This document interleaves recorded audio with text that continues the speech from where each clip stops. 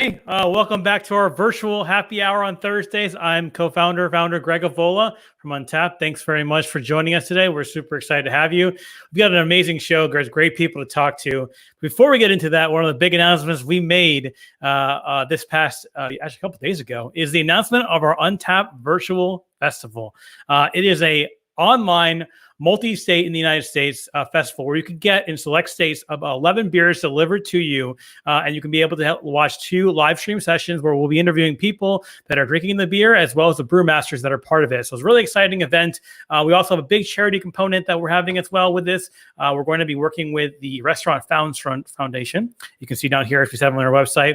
All 20% of all ticket sales are going to go to Restaurant Strong, which is backed by Sam Adams and the Greg Hill Foundation. So it's a great cause. We're going to have a lot of fun. We get some great beers in here that you can choose from if you're in a select slate to be delivered to. So check out untapped.com/virtual festival. Check out all the details on our first ever multi-state festival. So we're super excited about that. As we get into our guest today, it's an interesting point. When we talk about beers in the industry, it's all about different styles of beer. And this brewery out in Oregon is known for a particular style of beer that I particularly don't like too much, believe it or not, but I'm going to give it a shot today. So I want to introduce Mike and Kevin, who are both members of the brewing team at Cascade. Welcome, guys. Hey, well, awesome. Happy to have you here. We're really excited about you being on the show. We're really excited about talking about all things that are going with Cascade and everything that's going around your brewery in Portland, which, to be honest with you, just starting out with the Portland idea, it is a brewery madness area for the amount of breweries that are in Portland. I've had the pleasure of visiting there 2 or 3 times now, and I still haven't gone to all the breweries that I wanted to go to. So it's pretty amazing out there. But for those that don't know you, Kevin, I guess I'll start with you. What do you do as Cascade, and what's your role within the company? Sure. Well, I'm the director of brewery operations, and so taking the macro look at what we're doing at Cascade, and sort of working with our various departments, sales, accounting, the pubs, our brewery team, our blending team, and just try to help make sure that they're all working in sync with one another. Putting together sort of long-term plans, working on some innovations. I have the distinct pleasure of working closely with Mike on a daily basis, and with our blending team, and just making sure that things are moving. In a lot of ways, it's like it can be like a safety net position. If there's something that's gone unaddressed or needs to happen, I can step in where needed and just kind of help keep the wheels turning so everybody can do their job. Nice. And Mike, tell us a little bit about yourself, what you do. Obviously, Kevin gave you a great introduction there, but what do you do at the brewery? Yeah, I'm the head brewer. So aside from brewing all the base beers for the sour program, I'm also churning out all the recipes and the beers for the non-sour side as well. So kind of splitting the difference of beers that need to come out, anywhere from 8 to 24 months later, something like that, of barrel aging, to the stuff that needs to come out, Pilsners, IPAs, blonde ale, stuff like that. So great. Multi sort of purpose tool in the brewery. Awesome. Well, before we get in all the questions from you guys, the most important part of any happy hour is to drink some beer. So I think we have an interesting selection of beer that we've decided to try today. So Kevin, why don't you start us off? What are you drinking tonight? Actually, I'm starting off with the beer we were talking about earlier. I don't know if you want to dive into that just yet, but I got go right ahead. So I'm drinking our Midnight Bramble. And so this is a project that we actually released a couple of years ago. And it's one of our more sour beers out of our entire sour portfolio, but it's a blend of blonde and wheat beers that we added both red and black raspberries to. And then we infuse that with fresh ginger and fresh thyme, actually. So it's got, in addition to like the fruity component, it's got this zesty ginger spice to it, but then there's a really interesting herbal component as well. So Nice. That's keeping me hydrated during this happy hour. What about hour. you, Mike? What are you drinking over there? I'm currently drinking the same thing. When you said you could find that bottle and you picked it up, I was like, hey, this is a good reason to check on that beer and see how it's tasting. So we all have the same beer, which is the crazy part of this. Let's get a little picture of this here. We all have the same beer up on the screen here. I had a funny story where I ordered this beer and they actually did not put it in my order when I picked it up. I had to go back to the store to get it. That's called dedication. So we're going to pop this cork here, hopefully get a nice sound and not ruin my computer or anything of that nature. There we go. All right. Let's pour that in some glass here. All right. All right, and we'll do a little cheer shot out there. If you're out there checking in a beer, make sure you tag your location at Untapped at Home. It's a great way to tell everybody you're being safe out there and you're checking in with the rest of the community. So we'll raise a glass. Cheers to everybody out there. We appreciate you checking in. Let's have a drink. Cheers. Cheers. Whoa. So I people know this from me personally, but I'm not a huge sour person. But this is pretty sour, but it doesn't overpower you. I think a lot of times you think about, puckery, very sour, candy-like stuff. For me, this isn't like over the top. So very, very good, but I'm getting a lot in the back of my mouth right now. I'm talking about it. So very, very good stuff. So very exciting to have you on, guys, talking about all things Cascade. So why don't we get into some questions here? Ultimately, we touched on this earlier in the conversation about the Portland beer scene being very active. There's a lot of breweries out there. If you've never been to Portland, Oregon, obviously in this situation, probably not the best time to travel. But when you get there, lots and lots of breweries are out there. Really, honestly, I think maybe most per square mile in the United States, maybe, or even in the world, not even sure. But I think that is a big, big thing. And you guys were one of the early ones out there. I believe it was 98 that you guys came to the fray. How did this all start? How did Cascade get into the Portland beer scene? And what do you guys think of how things are going so far? Well, I'll kick us off here. So Cascade started in 1998, and it was founded by Art Lawrence, who is very much a huge influential figure in Oregon craft beer, and I think the entire American craft beer scene. He's also the owner of the Oregon Brewers Festival, and he was involved with Portland Brewing back in the 80s. And so he really got in on the craft beer train early on in the United States. And so he brought on Ron Gansberg, who was our original brewmaster, and the two of them started at the time of traditional, craft brewery that made standard ales. And then around 2006, 2007, 2008, they started experimenting with sours, just looking for an angle that was going to be different, as the craft beer scene at that time seemed to be getting more and more crowded. And so Ron Gansberg, who had a background in wine, and they looked around at all the things that were accessible to them in our area: wine barrels, tons of great fruit, and he decided to start a barrel aging sour program that with a focus on regional fruit. And so that's kind of how Cascade started to fit into this particular niche and find its place in the Portland beer scene. And since then, we've just expanded on the ideas laid out by Art and Ron, and just tried to, it's always standing on the shoulders of giants, and it's an ongoing conversation, with our staff and our team that we've developed over the last 20 some years to get to where we are now, where we have, just worked with, just about every fruit, spice, herb, ingredient imaginable. And, in a lot of ways, we're circling back to some of those roots of getting, returning some focus back to our non-sour program. And that's in a large way attributed to Mike and the work that he and the brewing staff are doing. So, in terms of the modern day scene, I'm sure Mike can speak to where we are there as well. Yeah, go ahead, Mike. I think that one of the cool things about what you guys are doing in the brewing industry is that you ask anybody in the craft beer scene about Cascade, they think sours. Obviously, you guys are more than just sour beers. What are the kind of new programs you guys been working on to kind of add additional beers to your arsenal?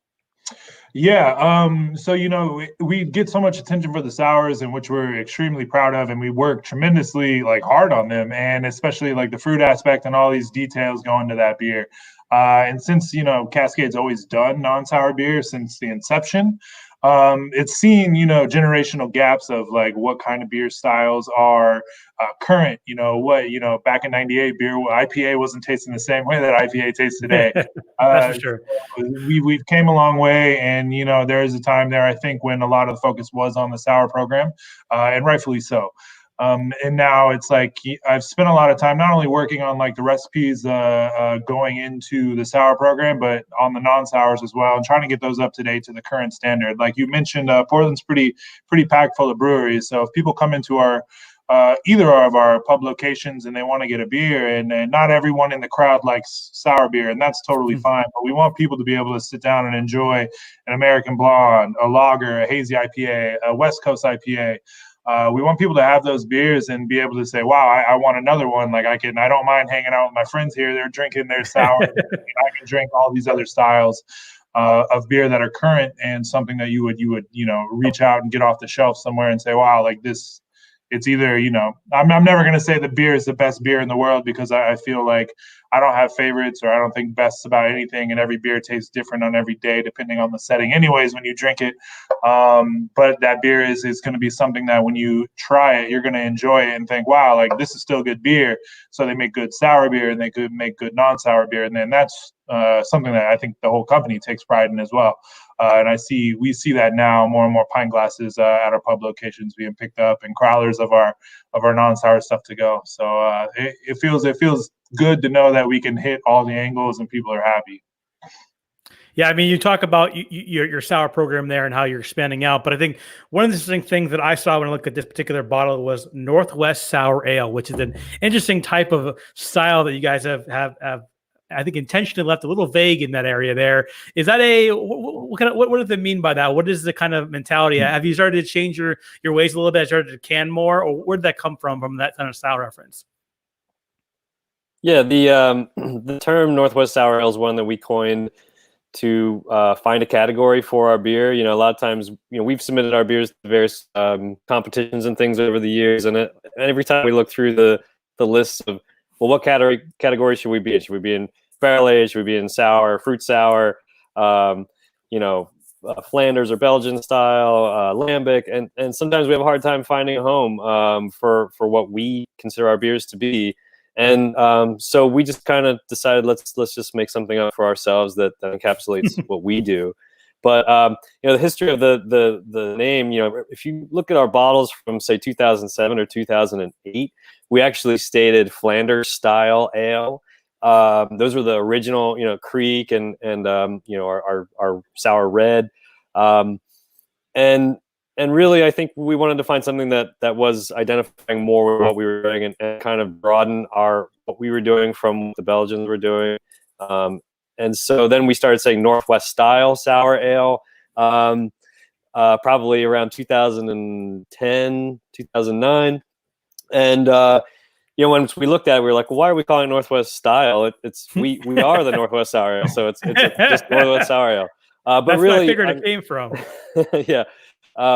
So, what that means to us, I mean, I could give you a kind of a slippery answer, which is like, well, it's defined by not being defined anywhere else, but that's not a very satisfying answer.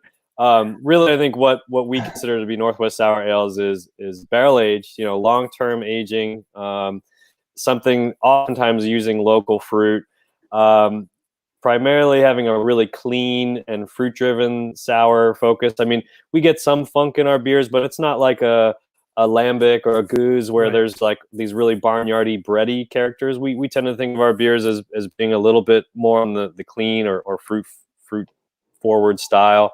So those are really the main parameters I think that would go along with the Northwest sour ale. Any one of those elements can shift, that they can sometimes be funky. We will sometimes bring in, citrus from down south or an ingredient if we can't grow it here.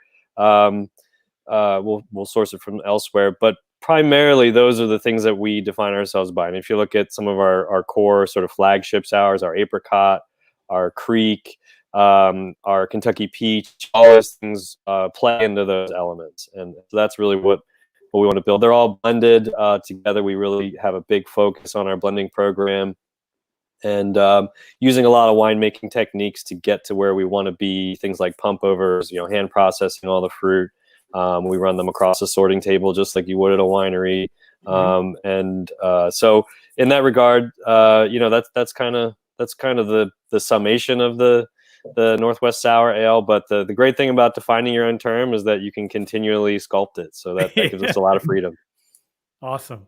Well, I want to ask all the viewers out there too, if you're actually listening to this conversation, you have some questions for these guys here, make sure you put a comment in the chat and we'll try to answer it. We have one question here from Steve-O who asks, what do you guys think about Bock beers? Are there any Bock beers going to be coming up in the Cascade lineup soon? If you can't say, just say we can't say legal team's going to be all on us, so we don't No, want to talk no. about that. That's a great question. And to be honest with you, yeah, I'm a fan of Bach beers, and actually, I do have plans for that. To be Ooh. honest with you, I'm planning on, yeah. So I mean, being up here and being in the Northwest and a big fan of Dead Guy as a Maibach for ages, and I don't necessarily want to make a Maibach, but I do want to make a blonde Bach, and that is on my agenda, my calendar, within the next month. We've got a little bit of time and a little bit of tank space right now. So while we're going to be producing an American light lager, we're going to follow that up with something else that I think will offset. So it'll be a little bit stronger and a little bit, a little more, a happier beer to go right next to that under 4% beer that's going to be on tap. So I'm all for it, and I generally love all beer styles anyway. So nice. I do recall to that point. I just have to bring up the fact that we did at one point make a Bach. I think this was maybe 5 or 6 years ago, called My Bach Arena.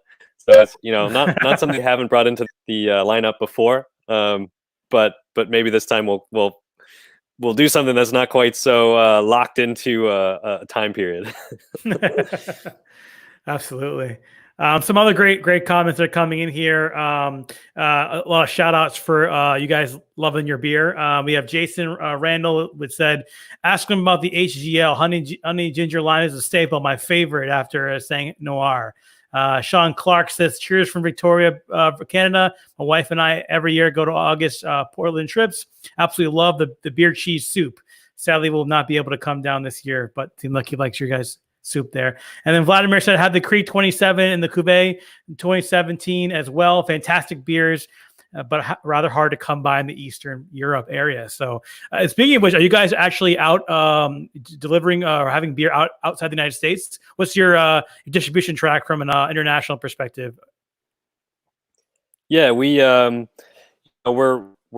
pretty much entirely along the East Coast and the West Coast of the United States, with some few states in the middle as well.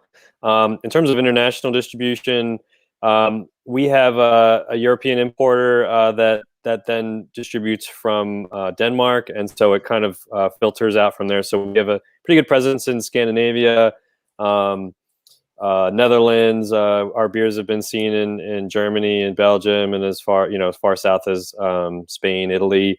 We have beer going into the UK, as well as South Korea, Japan, Australia. We just in January sent out our first shipment to China. And so, yeah, we're really getting our beer out far and wide. The sour beer model for us is one that's, there are some, you take a New Glarus model where it's like they have one market and they own it, to the core. We have more or less the opposite model where we kind of spread it out, thinly across a wide array of markets.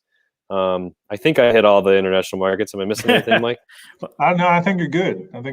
You nailed it, Kevin. You nailed it. I think that's awesome to have international reach on some of these beers, because they are very intricate. They are things that you would enjoy, with the fine dining experience, or even just regular just chilling and drinking a beer. So it's great to see the kind of range you guys have of being all the way out there. So, speaking of the sour program that you guys obviously have started, what's your stance on new flavors? How do you've guys done beers almost every fruit, like you mentioned. How do you guys even continue to build more beers, knowing that you've touched everything when it comes to the sour land? Is there a technique you guys use, or how do you discover these new flavors?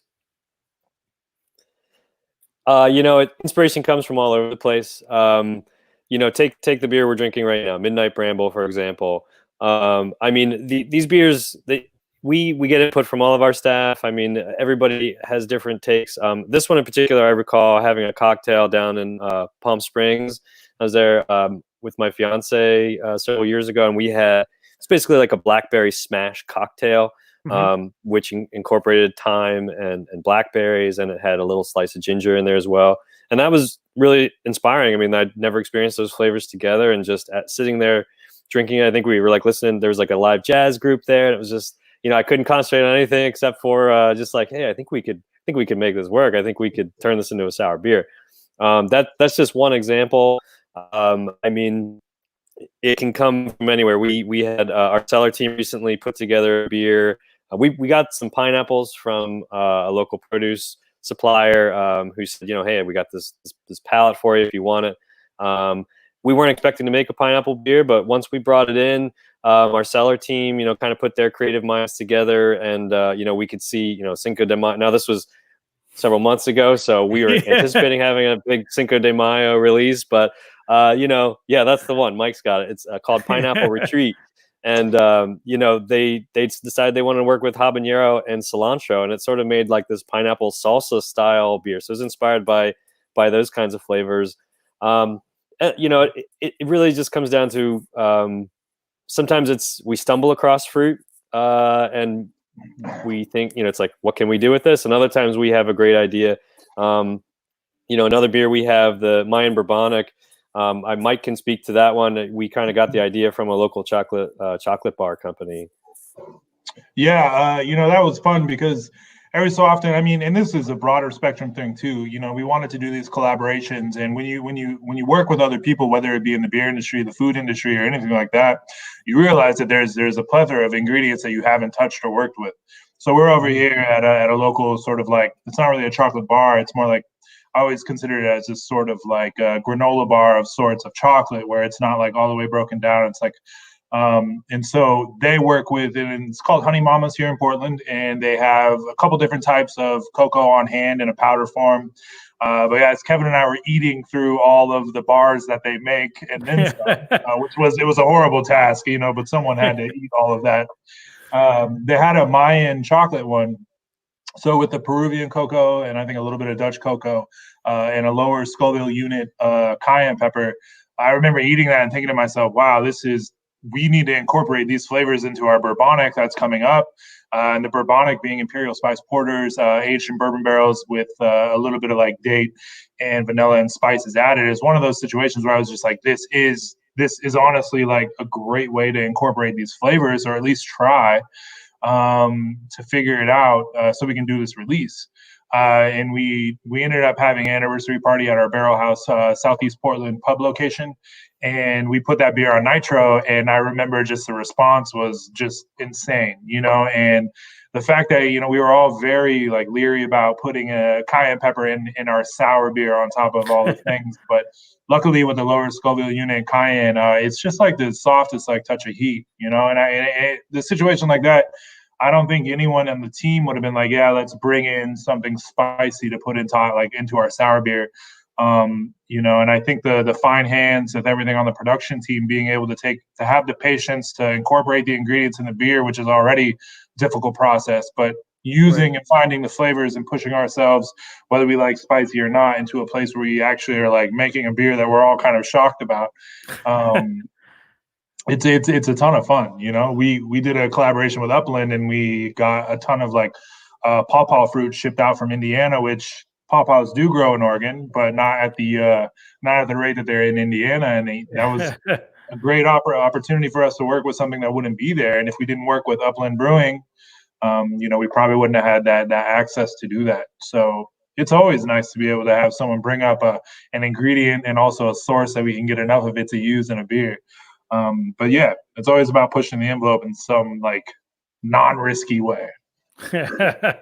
Yeah, speaking of collaborations, you've obviously mentioned a few there. Collaborations are all the rage, and there's a question right now from Julie who asked, "What do you guys feel about collaborations?" But I'll expand on that in terms of, is there a collaboration that just, besides the one you mentioned, that kind of sticks to your mind as something that, wow, I wish I could do that again. That was amazing. Collaborations are huge, especially in an area like Portland where you can basically collaborate with all the best breweries all around. Is there a wish list for you guys, or is there something you've done before? Anything about that? Start with you, Kevin.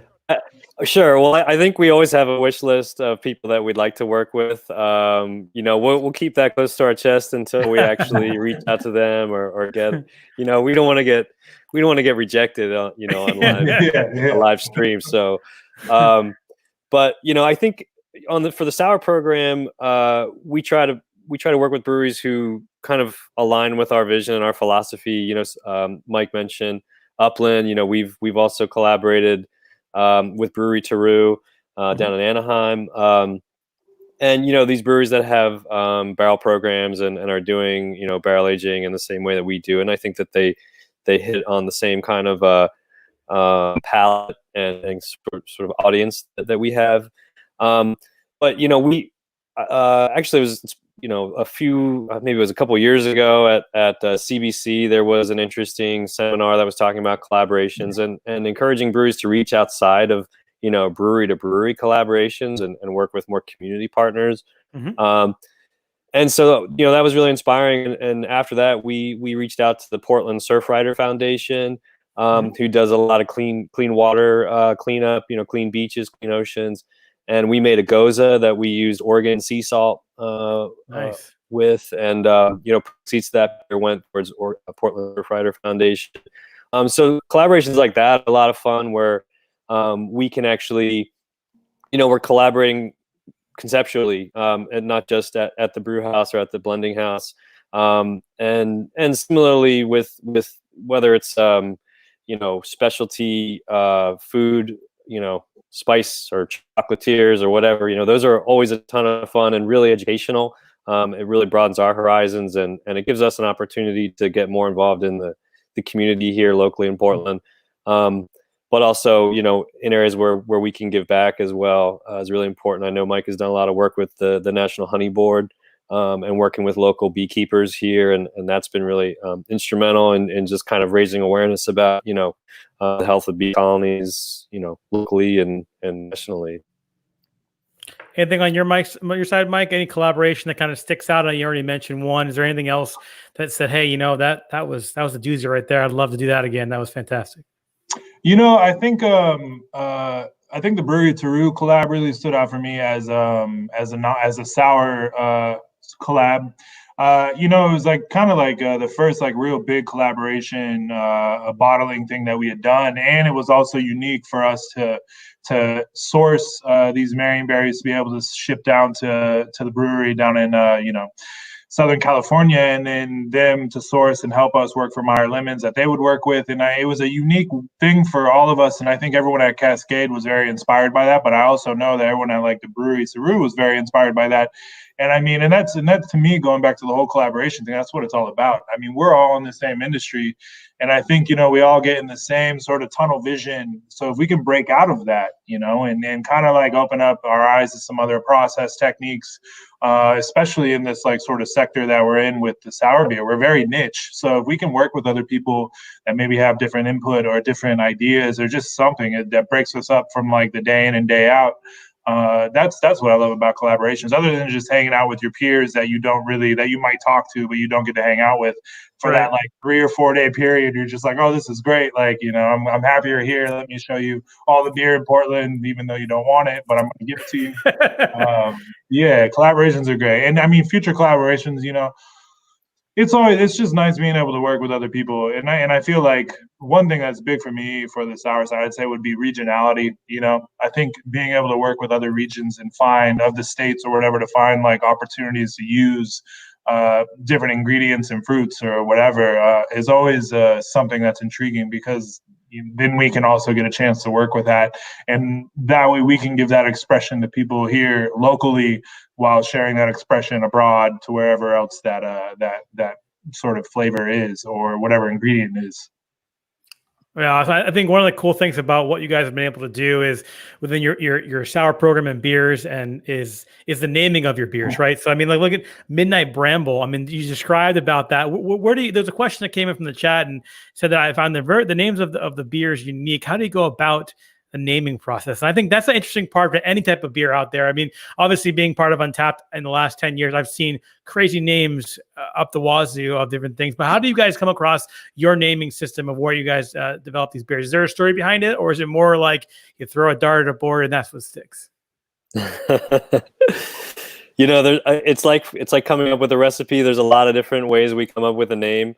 Sometimes it's sometimes a name just comes into your head and it's that's the one. I'm not even going to think about it again. Other times we've got whiteboards full of keywords and things crossed out, and there was one beer we did, Tropical Embers. It was actually a collaboration with Beechwood down in LA, and we were it was mango, pineapple, and smoked malt. So we were like, tropical, jungle, and then we were like trying to think of these smoke terms. It was, we had like embers, and we had,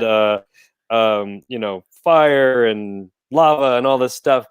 And, Norm, our sales manager, and myself, like we had come up with this list, and we thought we had the name, but I remember we gave the the whole word bank to Mike. And we're like, here's what we were thinking. And, in a second he looked at it and was like, tropical embers. He picked 2 words that we didn't pick. And I was like, man, we've been staring at this whole list this entire time. We come up with that combination, tropical and embers. That's the one. Let's go with it. So, I mean, sometimes it can be a real collaboration project like that. We do have a lot of our names like Sang Rouge, Sang Noir, Sang du Chien. We've got that whole series. We've done Chien de Fou. We enjoy kind of working with other languages, particularly like Ron Gansberg, our original brewmaster, was multilingual, and he really enjoyed language, playing with language. And we've also just taken kind of like root words, like say a beer like Franc Blanc, for example, which is it's a raspberry beer using white or golden raspberries, and so we just kind of took like the roots of like framboise and Blanc, being white, and combined them to Franc Blanc. So I mean, sometimes it's a mishmash of words. It gets really tough, nowadays. I think any brewer can testify to the fact that it's hard to pick a name that's not already been used. Yeah. And so you really have to start to get creative and look outside the boundaries a little bit. But just as with anything, I think, Mike and I have both named a lot of beers, dozens, if not, hundreds of beers over the last several years. And eventually I think, you just start keeping your eyes peeled everywhere you go.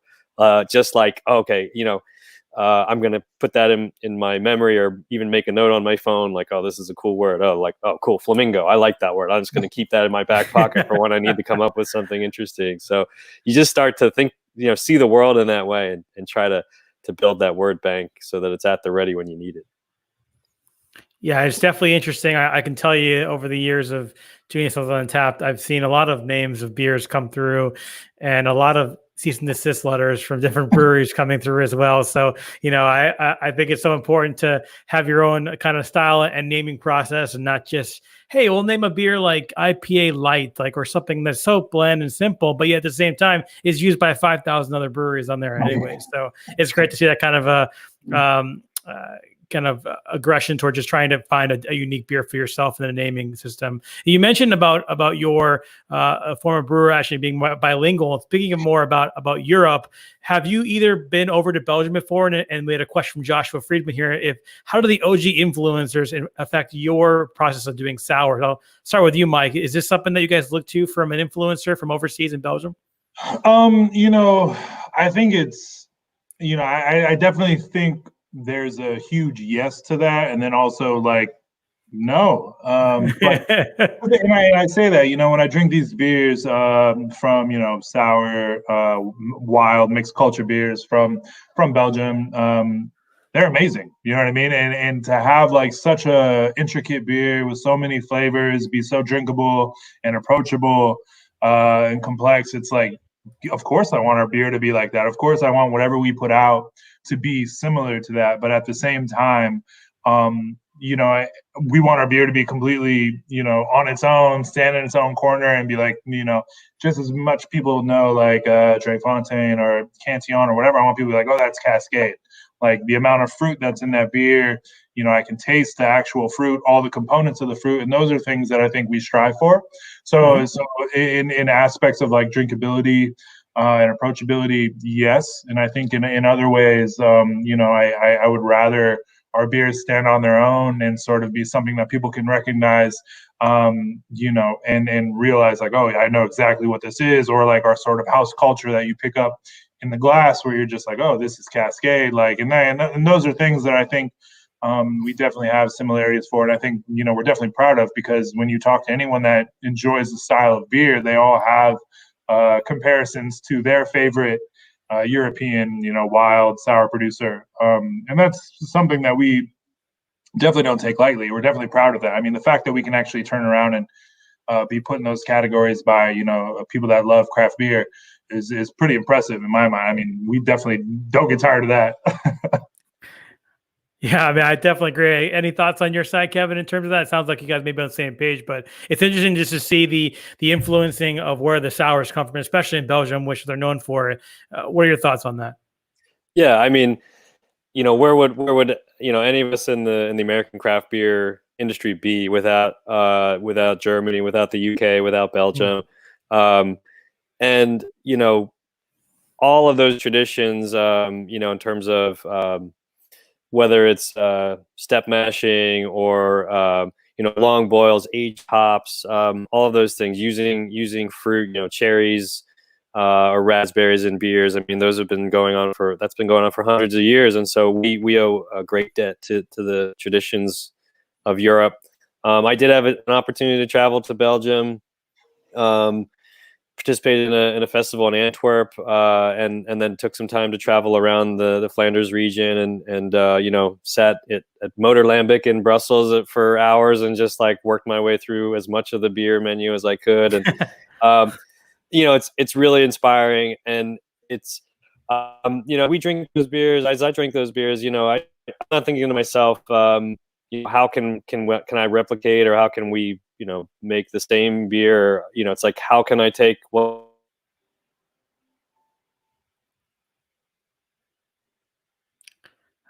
I think we may have lost you there, Kevin.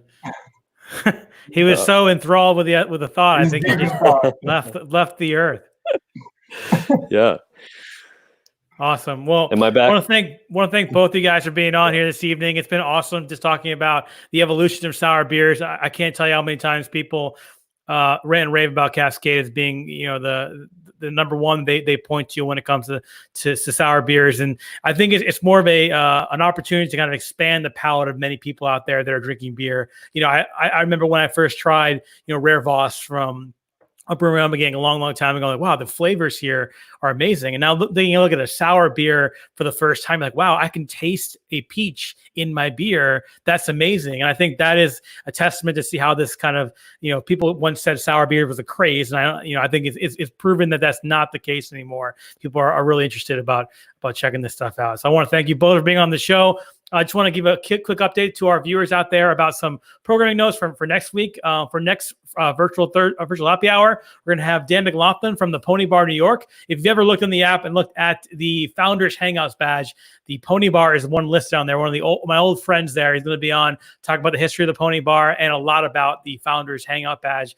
We're also going to have on Saturday, just 2 days away, a good friend of mine as well, Phil Markowski from Two Rose Brewing Company here in Stratford, Connecticut, talking a little bit about his brewery, the new Area 2, which is a great sour, also a great sour barrel age house that they're working on as well. So make sure you check out those things as well. And for you, Kevin and Michael, where can people find you? Any last plugs you want to give out in terms of people can find your beer in this crisis, or anything else you want to share with the community? Yeah, if you're local in the Portland area, you can go to cascadebrewing.shop, and we've got an online store there where you can pre-order for pickup at our Barrel House Pub, where you can have your beer delivered. And if you're not in the Portland area, certainly we encourage you to check out your local bottle shops, specialty bottle shops. They need support right now. The entire network of distributors, retailers, breweries, everybody needs support and is trying to make it. So if it's not us, then somebody else. But we really just encourage people to get out there and buy the beers that they love. Awesome. Yeah. I just want to say, thanks for giving us the time to do this. And then to everyone at home right now, I hope everyone stays safe, and I hope you have copious amounts of good beer that you're going to enjoy. That's the most important thing. And cheers to all y'all. Awesome. Well, thank you guys so much for being part of this. Make sure if you're checking in on Untappd, always use the Untappd at home venue, checking in, let people know you're healthy and safe. And then one other note that we just released this week is that all of our episodes in video format are available on untappd.tv as well as audio format. So if you're a big podcast listener and want to listen to our episodes, but can't commit to sitting down in front of your screen for a long period of time, you can listen to wherever you listen to your podcast, Spotify, Apple, they're all up there to check us out. So once again, thanks guys from Cascade. Really appreciate it. By the way, we didn't say anything about it, but the picture behind you, Mike, of the big things coming out of your head looks like awesome. I love it. Thank you guys so much. Really appreciate it. And cheers to the community for watching in, and we'll see you next time. Cheers. Cheers, everybody. Thank you.